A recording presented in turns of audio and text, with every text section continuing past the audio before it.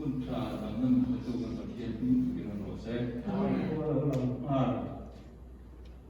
bay bụi sang chúng ta chúng ta ngày tuần này chưa bạc hạt đầu ôn chút chút bay bụi sang đi rồi xem sang là chân trên trà lúc cái gì à bung sổ trang sổ cái gì à cầm nhang à chân trên trà lúc cái gì à bung sổ trang sổ cái gì anh ya song asari kan hianin song hi kan hianin run thiam tak nen song sari de lo ji de u tin song sari de chu long takin an lo ko nga lalpa ram hoi de ko inga ba min kan thu thu ya long an dia tin ani chuan an ne na che ka nga setana ba na ka nga lo ta kha ka musin ngay từ rú tê không quan tài quan tê ra thì nó thu được về chưa thì mà im là thì nó tập vào bằng chưa nhưng mà sẽ là răng quay tê anh ông mà vào kia đồ sủ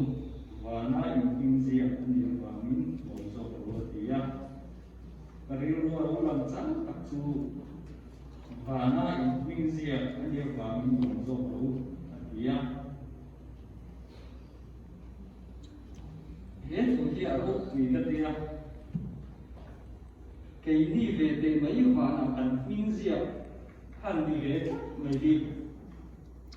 lỗ nó tụt rồi cái gì gì xua đi mình đâu xua là ông khi mà vào tất tất cần kia mà đâm đầu thế đâm chỉ đâu mà cần trông trai cái sáng này nó mà sẽ là chung ai lỗ nó sẽ rồi tụt rồi và cần minh diệp anh ấy rất là vàng lỗ đâu mình đi mặc khi cái gì mà đi làm hành cái gì là bị xuống về mấy chúng lâu anh mà suy thiêm này bị thiêm bộ này rồi mà rồi chú và mà cần ninh gì à cậu mà chú mấy đi lâu lấy cần thiếu thì để và mình lâu chia saka lâu mà nó ta là mình lâu quật say sập này thì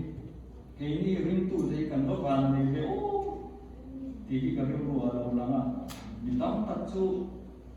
an thil tia bang an do ma ba sela van hing zia kan ni na ikan ke tu fo thin kan lo na tu zo ta ka hi kan she fu lo fo in ka she a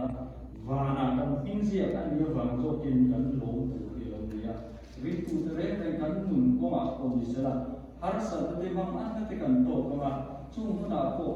vana e ram hi ka on na tu các khuôn dính nó răng ấy thì chỉ siết chiến là mình đấy và là minh diệp cái này đó chúng ta cho nên cái tan của nó thì cần siết chiến cho nên cái khối về lúc này là để bằng ăn là buổi nó cắn tổ trong chúng ta có để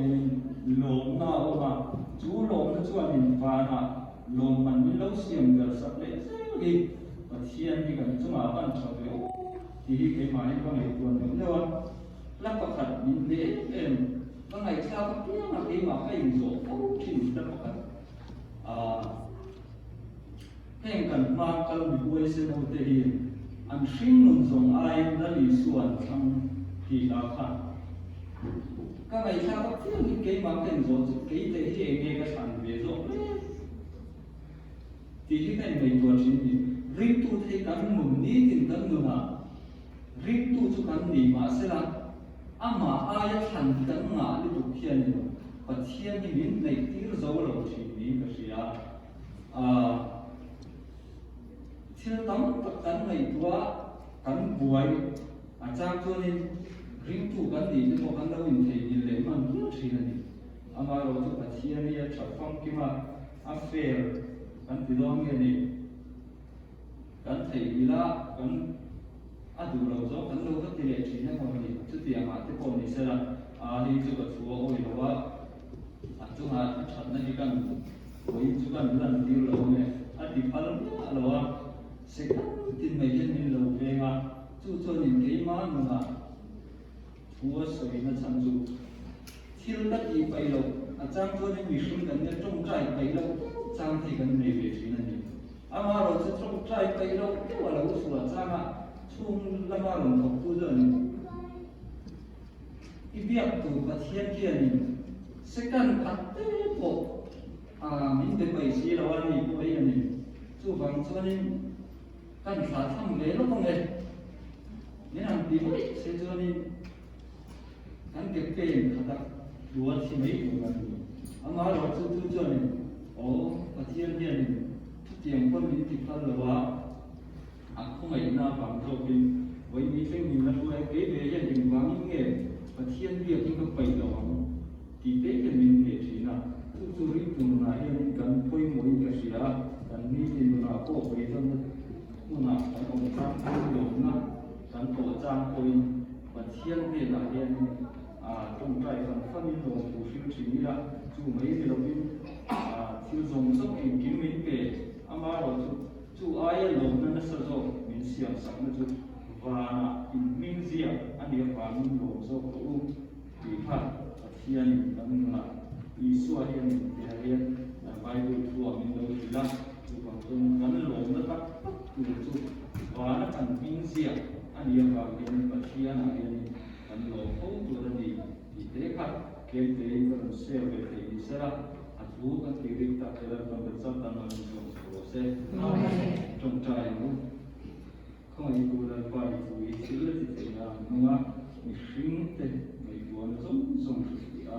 gắn tin đầu nó để gần mua gắn xe lồng nó dùng phụ ôi với đi cái video mình sẽ đi ra tụi này chú gắn đi rít tắt dùng cái bộ khác cần mà làm nó dễ là đây qua nắng mà cũng là thành thế nắng mát nhưng mà vào là qua cần mình gì cái gì chú cần lồng nó dùng gì anh ấy gì với đi thế cần sợi tóc dùng cái cam mình sôi sạch là mà lỡ thì cần phải sửa đúng không? Thì sẽ là cần dùng cái trang nắng mà